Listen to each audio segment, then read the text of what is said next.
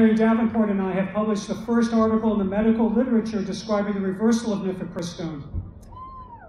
We have over 200 doctors across the country in our network, and we've helped women in 35 states and in 6 foreign countries.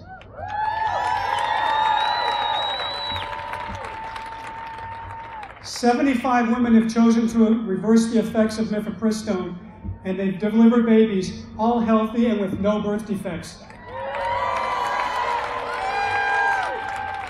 Another 75 or more are currently pregnant with healthy babies. We need your help to get the word out so that women know that if they've changed their minds, they do have a second chance for life, that there may be a chance to save their babies. We need more doctors, more nurses, more pregnancy resource centers in our network. So please visit our website, abortionpillreversal.com. And now it's my distinct honor to introduce to you Rebekah Buell and her 15-month-old son, Zechariah.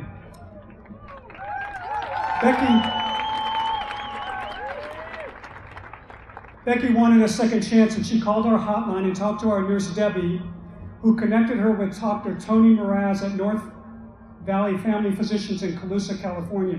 Dr. Mraz treated her with her progesterone to reverse her RU46 and saved her baby's life. So here's Becky and her son, Zechariah.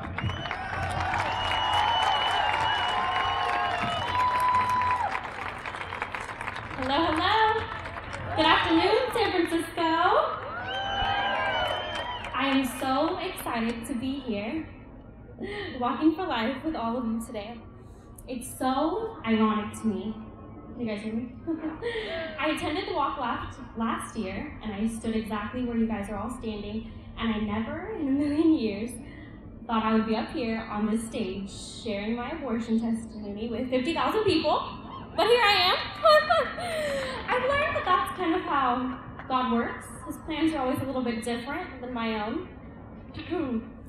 But the abortion testimony you're about to hear is probably a little bit different than the ones you're used to hearing, but it's one that I believe will instill a sense of hope and encouragement. I became pregnant with my first child at the age of 17 during the summer before my senior year of high school. And the pregnancy came as a total shock to me, but abortion was never really an option, as I had considered myself rather pro-life at the time. With much support from my family, I, in 1 year, graduated high school early, delivered my son Elias, married his father, and immediately started school at Sacramento State University. Finally, my life was making sense. But fast forward 10 months ahead, and I had a stressful first year of college nearing its end, a marriage that was now over, and my young son caught somewhere in between. In the midst of all of the chaos, I discovered that I was pregnant yet again on February 13th, 2013. I will never forget that day. I sat there alone, shocked and scared, staring at a positive pregnancy test, thinking this cannot be happening again. I had just proved to my entire family and everyone else that I was not just another statistic. I was headed down a promising path, attending college and caring for my son, all at just 18 years old. To make matters more complicated, we were living in my parents' home, and I knew that the rule was, if I were to get pregnant again, we were going to be forced to leave. Torn between the life of my unborn child and my 11-month-old, I decided that I was going to have an abortion, as I believed it was the only way to not further disappoint anyone and to not further complicate my education. At just 5 weeks pregnant with my second child, I sought out a chemical abortion. Yet little did I know God had other plans.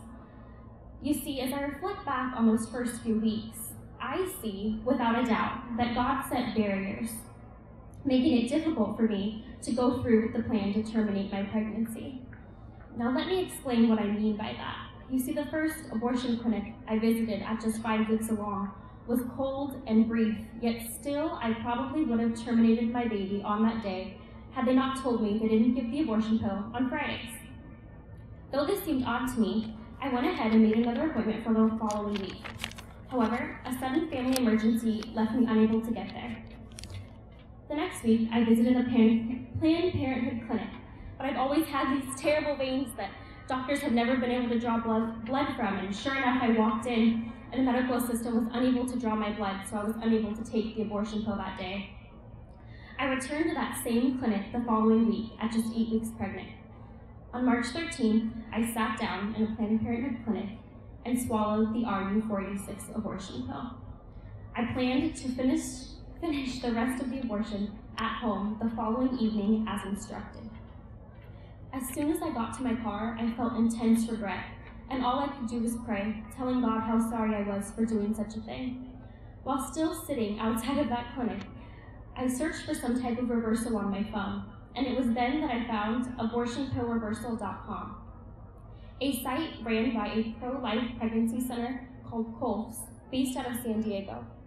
Their website advised anyone wanting to reverse the abortion pill to call, so knowing that I had nothing else to lose, I chose to do so. A nurse named Debbie answered my frantic call and explained to me that 2 pro-life doctors had recently released a treatment to reverse the abortion pill, one that consisted of several weeks of progesterone injections. I could not believe what this nurse was saying. My thought was just, could there really still be hope for a child I had just tried to abort? With the help of this nurse and my sister who I had confided in, I was able to locate a doctor, and within 24 hours of taking the first abortion pill, I had already begun the progesterone treatment for its reversal.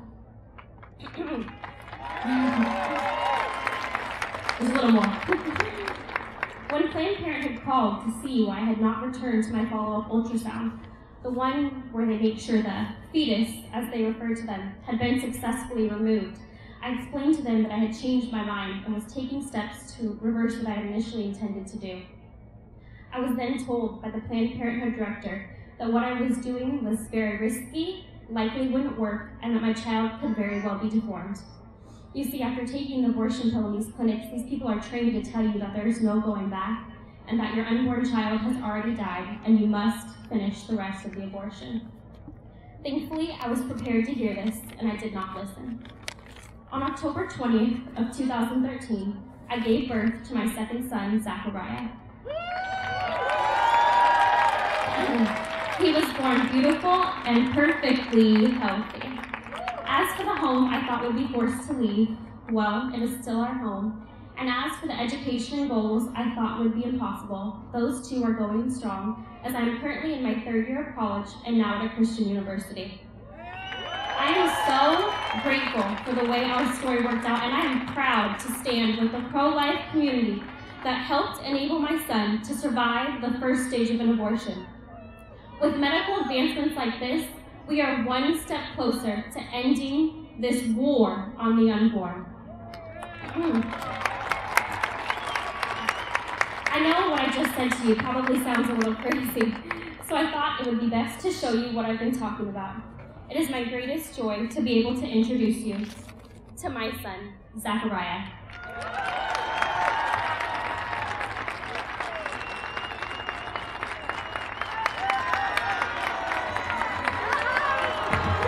And the nurse that answered my frantic call on that day, Debbie. Can you say hi? Say hello, San Francisco! I'm so alive! Woohoo! Thank you so much for allowing me to share my story. Wasn't that powerful? We have to keep that in mind so that we can tell women about this procedure. Most places don't even know that this is possible. Okay, moving along. Our next speakers are sure to be familiar to many of you. This lovely couple has been married for 37 years. I have been blessed with 4 children and 15 grandchildren. Many of you will have seen them on their show on EWTN called At Home with Jim and Joy. I had a great pleasure of being on that show last week. Their voices reach 230 million television households in more than 140 countries. Not alone do they teach and offer hope, they also are in the trenches. Currently, Joy serves as Executive Director and Jim as Director of Development at Her Choice Birmingham Women's Center in Birmingham, Alabama. The Pintos mobilize every resource possible to encourage mothers to choose life, to protect children at risk, and to offer post-abortion healing. Ladies and gentlemen, Jim and Joy Pinto.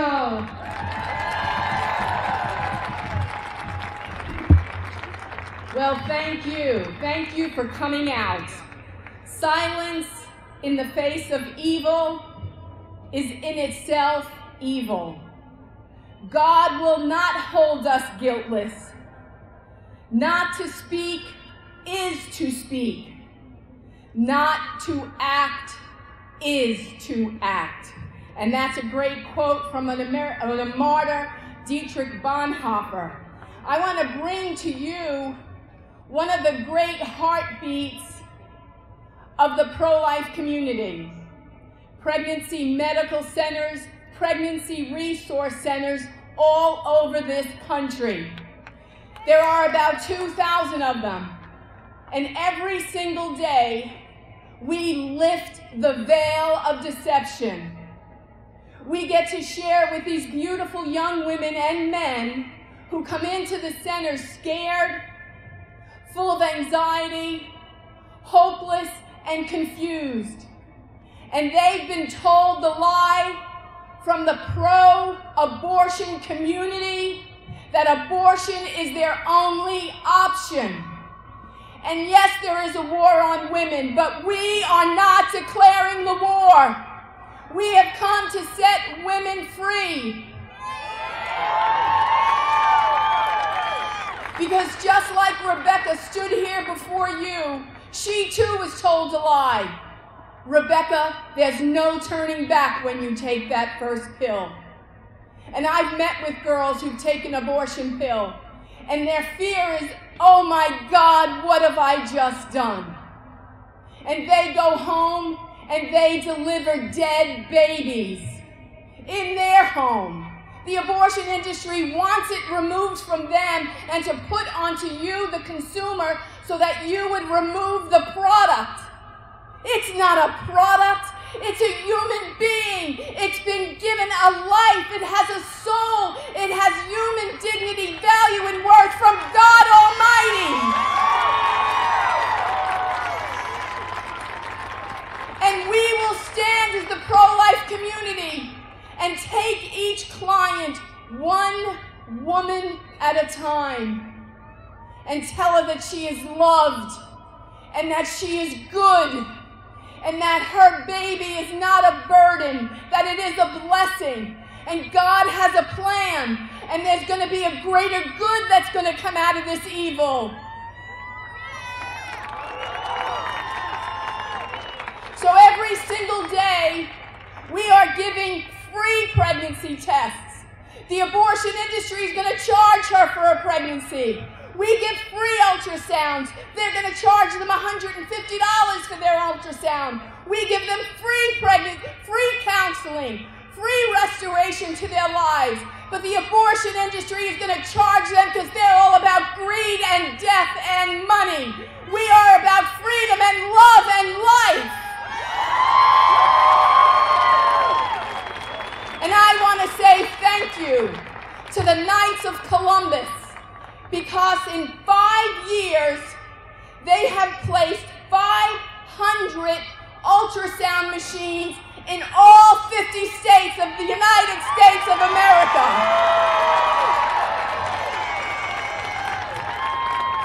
And ultrasounds save lives.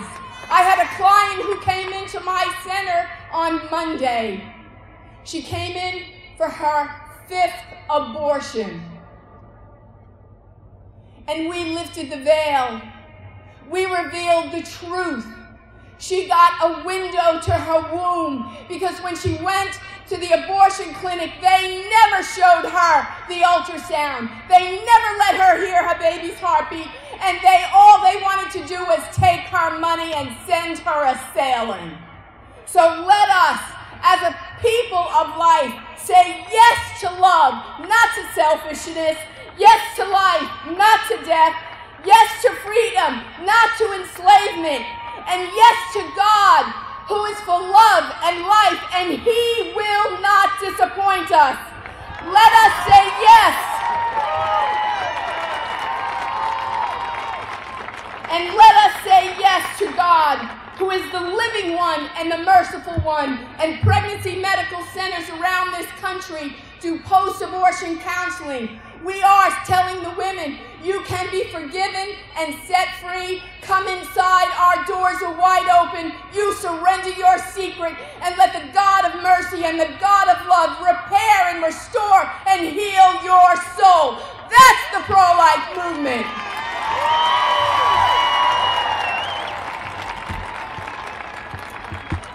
I'm so glad I'm married to her. Well, the other day, as we were leading our march, getting ready for our march in Birmingham, Alabama, I spoke to a media person, and his question to me is very relevant to our gathering today, to the Walk for Life, and to each one of us. This media person asked me, why is this so urgent today? Why is it urgent today? And it was like somebody stuck a lure down into my soul, and my soul latched on to that lure. Why is it so urgent? Why are you so compelled to make the case for life? Can you answer that question? Somehow the Lord, as Joy has said, has lifted the veil from our eyes on the sacredness and dignity, the greatness, the beauty of every human being. Somehow we have come to see that in every face is the face of God, as a wise man said, veiled and in a riddle. God has changed the way we see, and we are changed. Why is it urgent, he asked me, and I was sitting in a crisis pregnancy center, and I thought to myself, because I can hear a heart beating through my wall, and if we don't reach that mother, that baby's heart will be destroyed. Why is it urgent? It's urgent because we as a pro-life people stand against the dismemberment of little babies in the womb and dismemberment of people outside of the womb. It's urgent because we gather together today because our message, if it is followed, our philosophy, if it is followed, everybody lives. Everybody loves. We are here to declare the inestimable worth, value, and dignity of every human being. If this world would follow it, if we would all sit down at the table of humanity, if we would not be like some government leaders that so glibly say they believe in the dignity of every human being, but they do not believe in the dignity and the sanctity and the right to life of those in the womb, or the elderly, or the handicapped. Our message is a great message. It's urgent that you get it out there. That every one of you is called to be an evangelist, a missionary of the gospel, of the good news of life. And you were sent by God to evangelize this world, beginning in San Francisco and in this Bay Area. Take the gospel of life to the world. Because the glory of the Lord, the gospel of life, will cover this earth. Jesus Christ is coming like a thief in the night. He didn't say exactly the season and the time. He just said you better be ready because there'll be no place to hide. Make straight the paths of righteousness now. Shine your light because face to face you will see Jesus, the embryo, the fetus, who is now Lord of all, and he's the light of the world. We will see Jesus face to face. Take the gospel of life to San Francisco and through EWTN, take it to the world. Have courage, have passion. God will prevail.